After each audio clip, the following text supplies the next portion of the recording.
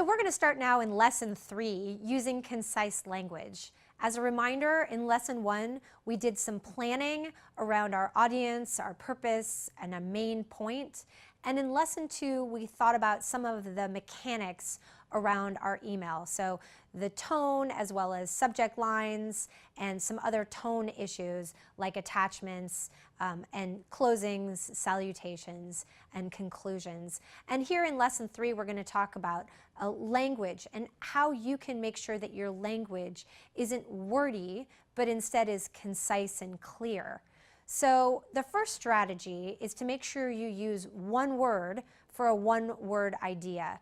So there's lots of extra words in our writing, and we're going to look for them and eliminate them. So if there's a couple words that can be eliminated and replaced by one, we're going to adopt that strategy. So here's an example. We're in agreement with you about the contract terms. So we can easily revise that to, we agree with you about the contract terms.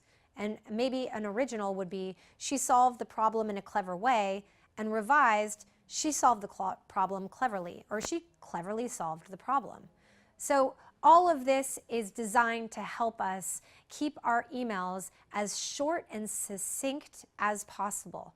Remember, people are reading emails quickly, they're reading them on mobile devices, they're skimming, they're scanning. We want to make sure that we get our main point across as clearly as possible. So again, avoid repetition. Long-winded email or writing in general oftentimes gets overlooked. We want to go for concise instead. Here's some more examples. There's others that you will probably find in your colleagues' writing and maybe even in your own. Keep these in mind. You know, alternative choices, right? An alternative is inherently a choice. Basic fundamentals is repetitive as well.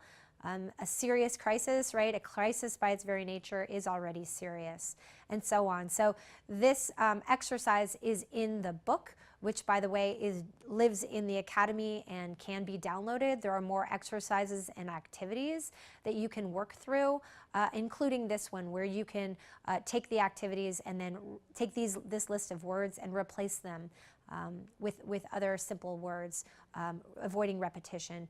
Again, eliminate wasteful possessive clauses and there is phrases. So our suggestion is, instead, can be we suggest.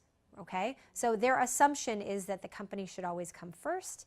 Instead, they assume that the company should always come first. Or the broker who works in Chicago sent the file that is incomplete to the home office. Even reading that, we know that there are some extra words, that we're stumbling over some extra words. There's an opportunity to really streamline.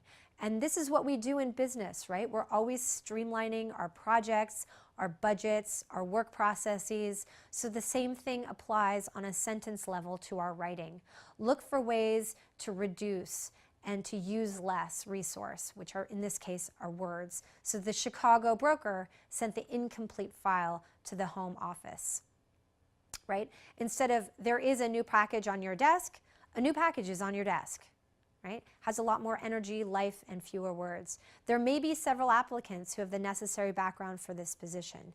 Instead, several applicants may have the necessary background for this position. So this concludes Lesson 3. In Lesson 4, we're going to look at some more language techniques to bring your writing to life.